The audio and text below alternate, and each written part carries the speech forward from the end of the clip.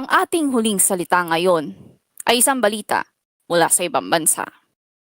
Pumanaw na si Robert Mueller, ang dating direktor ng Federal Bureau of Investigation na nanguna sa investigasyon ng pagmamanipula sa 2016 US presidential elections sa edad na 81. Pero hindi iyon ang tampulan. Mula ito sa pambabastos ng isang pangulo sa alaala ng isang taong ginawa lang naman ang kanyang tungkulin. Nagbubunyi ang isang pangulo sa pagkamatay ng isang lingkod bayan na tinuturing na kalaban. Si Mueller ay nagsilbi sa bayan. Naglingkod sa US Marines kung saan siya na destino sa Vietnam, umupo bilang hepe ng Federal Bureau of Investigation noong panahon ni dating Pangulong George W. Bush.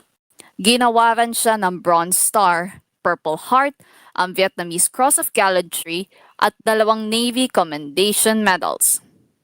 Pero nagbago ang paningin ng madla noong natalaga siya bilang Special Counsel noong 2017 upang imbestigahan ang umano'y pandadaya at pangingialam ng Russia sa 2016 presidential elections.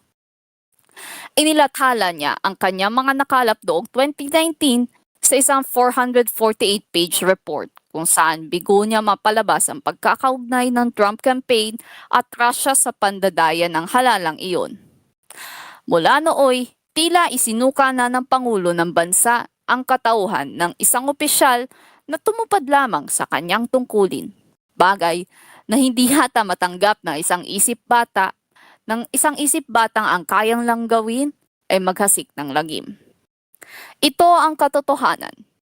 Inialay ni Robert Mueller ang kanyang buhay para sa kanyang inambayan at isang makapili ang hindi maatim na ipagdiwang ang kanyang pagkamatay dahil wala siyang respeto para sa mga napayapa at kahit sa mga buhay pa.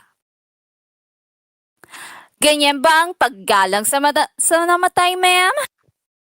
Iyan ang ating huling salita.